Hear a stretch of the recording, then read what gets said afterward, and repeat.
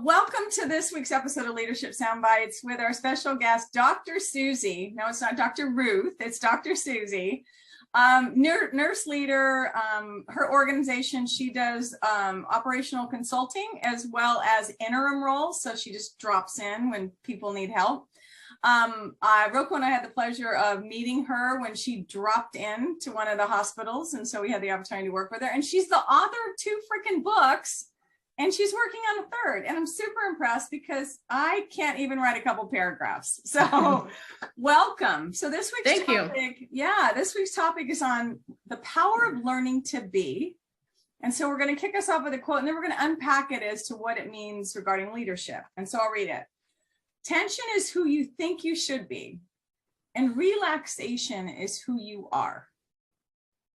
And so I can relate to that on a number of levels, because we talked a little bit before we kicked off, and it's about where it could be authenticity, but it's about not pushing against the things that you literally can't do anything about, but it's stepping into where you do have control and power. And there's just a lot there. So thoughts, Susie, on that? Well, I think, a lot of times it's your mindset. And sometimes you can't change your circumstances, but you can change how you think about them. And so, there's a lot of information, related to leadership and things people learn, throughout your career, either in formal academic settings or also, just in practice, where you figure out how much you can influence. And a lot of not being able to influence things and, the control aspect of it creates stress. Mm-hmm. And so, and then stress has a whole cascade of other things that come that are not good either. And so, I think learning to settle in and find your center, as a leader is important, especially for longevity.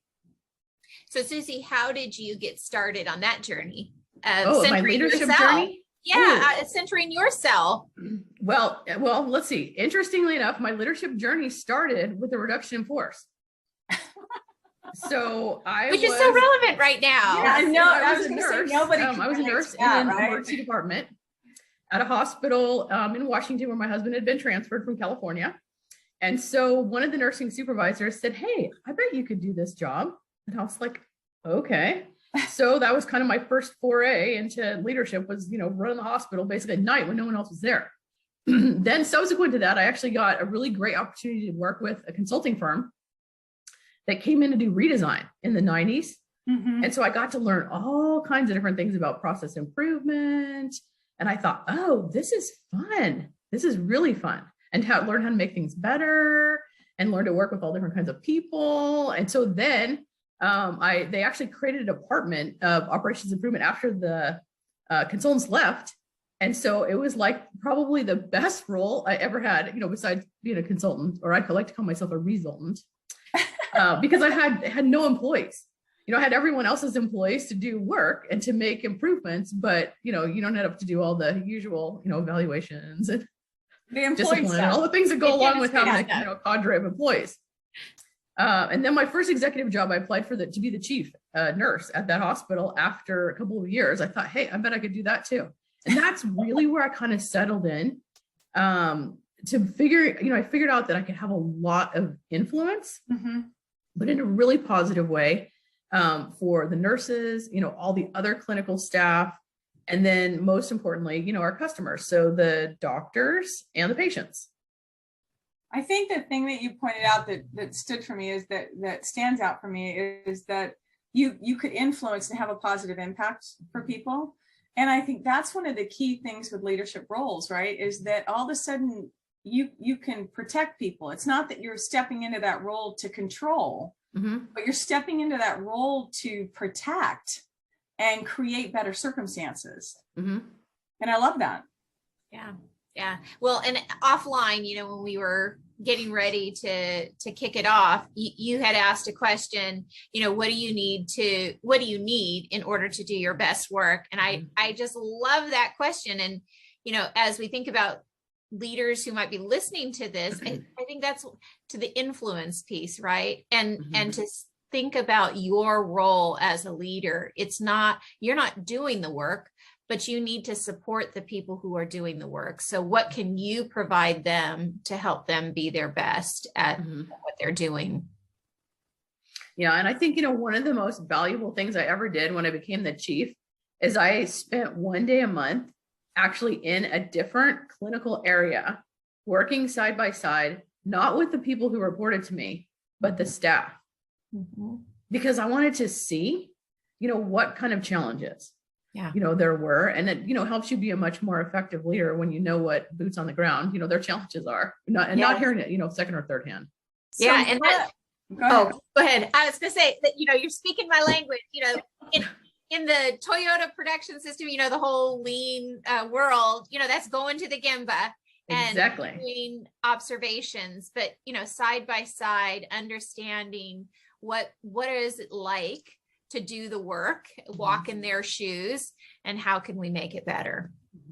But it's like I was gonna say the flip side of that is I actually started a program there too, to have staff come and spend a day with me. Because you know how everybody thinks they know everyone else's job until they get to walk in their shoes. Yes.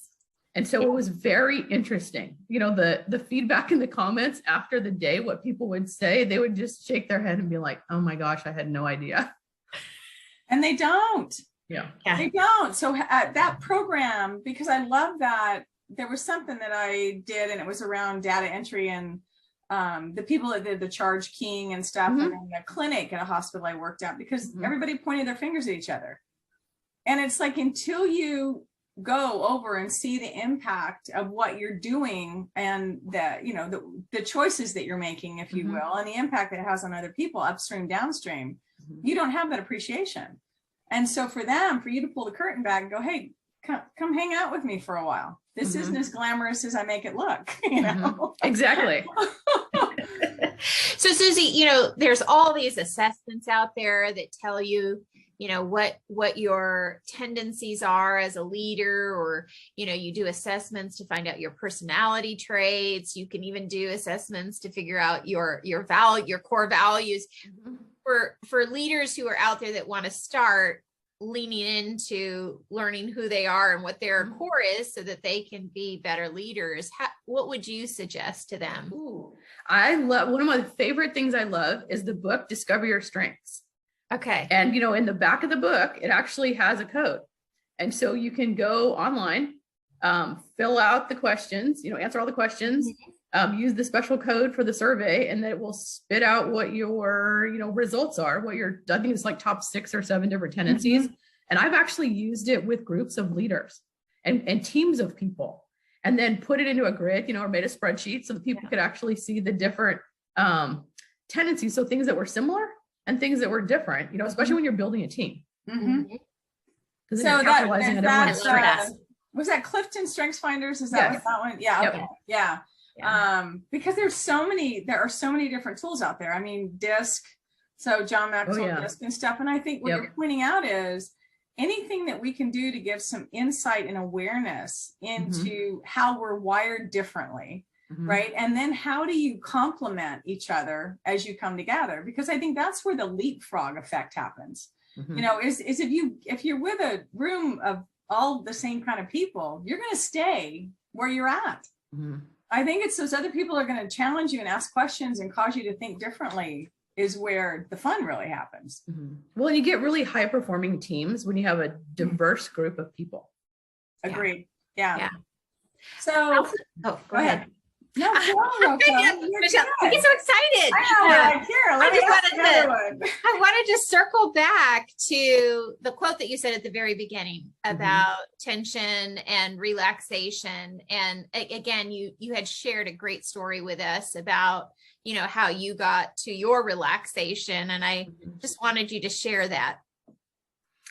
Well, let's see, as far as my most relaxed state, as far as a leader, I didn't share this one with you, but I will.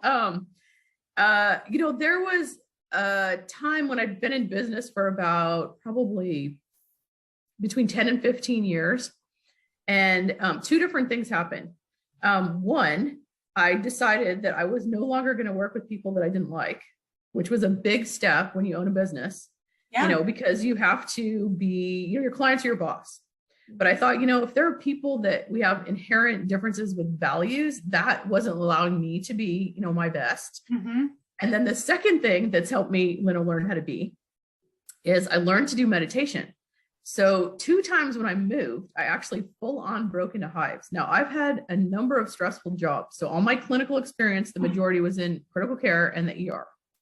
And then of course, being a nursing supervisor, being a chief. And so that, and also running my own company by this time for like 15 years, which was really unusual. And so I thought, okay, something's not right. And so I went and took a MBSR class, which I'm a huge proponent of.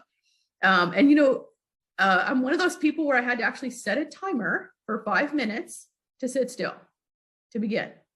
But it's been such an amazing thing for mental health, physical health, just, because we're wired to keep moving and keep doing, people that are achievers, and you don't need to do that. And, busy people aren't necessarily the most successful people, and really successful people aren't busy all the time. Making choices. Yeah, it's interesting because I can relate to that level of it, right? And I'm sure I've got some form of adult ADHD, and I had it as a kid because it was like, all these things I'm chasing. And I think as we grow older, we learn to manage it, if that's the case, or anybody can relate to that, right? But when you said that, it's about giving your brain recharge time too. Exactly. So when you talk about centering, you talk about recharging, and there was another, God, I can't remember who it was, but it was on the brain, and he equated it to like a cell phone battery. And he said, what happens is the way we work, okay, the scheduling never changed from back in the days of assembly lines, right? People are in a factory, workers and everything. Well, when they're in a factory and working that and sewing, whatever, they're using physical energy. Well, we switch to mental energy, which the brain, it uses the most power to run it. And yet the schedule didn't change. So what happens is, but at the end of the day, he said, usually we can go for 2 hours without recharging, and recharging can be 2 minutes doing something else, and then you can come back. He said, or it's a 20-minute nap in the afternoon, set your timer for 27 minutes, and you're basically resetting yourself again. And it's like plugging your cell phone battery in. Exactly. We have to charge ourselves up. Yes. And it's powerful stuff. So I've tried to, and I've gotten to where maybe once every 2 or 3 weeks, I need to be better at it, that I will actually calendar in time to go, okay, I'm 25-minute break. If it's going to be lunch, then I'm going to be basically napping, and the timer gets set so I don't worry about oversleeping. But just that recharge, and it's not long enough to where you're like, oh my God, I'm ready to sleep for the night. But it's powerful. So that's when breaks matter. I mean, and there's a reason why we have breaks, or we should have breaks, in our workday. Yes. But we don't. And I think that when you come back to that, it's like you've got more ability to be right in that moment when you're able to think clearly, and you're not in this foggy pushing through stressed state, because stress takes years of our life. Oh yeah, absolutely. Stress kills. I used to love walking meetings too, because you get outside, you're breathing fresh air, you're not in the office. It does a world of good for a whole host of things, for, not just your well-being, but your health and your, whatever it is that you need to get done. Yeah. That, and you don't have as many distractions. Exactly. People can't tap you unless they want to just cruise alongside as you're walking and meeting with somebody else. Like, so Susie, what's going on? Yeah. Only if they can keep up. I'd imagine you're probably going at a pretty good clip. Oh my God, I love it. So anything else you want to share? Because there's just, we could, as we've talked in the beginning, we could keep going with this because there's so many aspects to it. And I know you had some other quotes. Yeah, I think the other thing is, it's important to listen to your own inner voice and to your intuition, and when you do, you learn to make better decisions, and there's a lot of times where somebody may want you to make a decision, but if it's not an emergency, there's a lot to be said for sleeping on things, and like some things just solve themselves if you don't make a decision. So it sort of depends. I mean, there's a whole range of when to make decisions, but I think, sometimes it's good to just, be mindful and really be thoughtful of the consequences of decisions, especially as a leader, and a lot of times people don't think through what may or may not happen when they decide to do something or don't do something, either way. Well, that and the trust your gut, listen to your body, right? Yep. And I think what happens is if you're not in a place that you're relaxed, if you will, because you're being who you should be, who you are. If you're not in a place to relax, I don't know that you're going to feel those cues. Because if you're in a constant state of stress, how are you going to differentiate that from Houston, we got a problem, or don't go there, or to your point, when you made the decision not to work with people you don't like, or people that don't align with your values, your gut is going to talk to you when you're working with people that don't align with your values. Right. And so you're right. It's just listen to that, trust your gut, and then allow your brain to process on what really should be happening by sleeping on it. Yeah.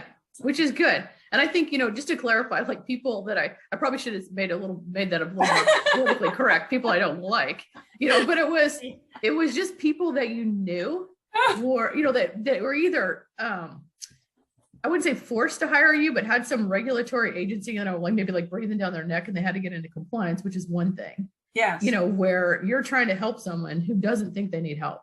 Yeah. You do a lot more work that way. Right. Exactly.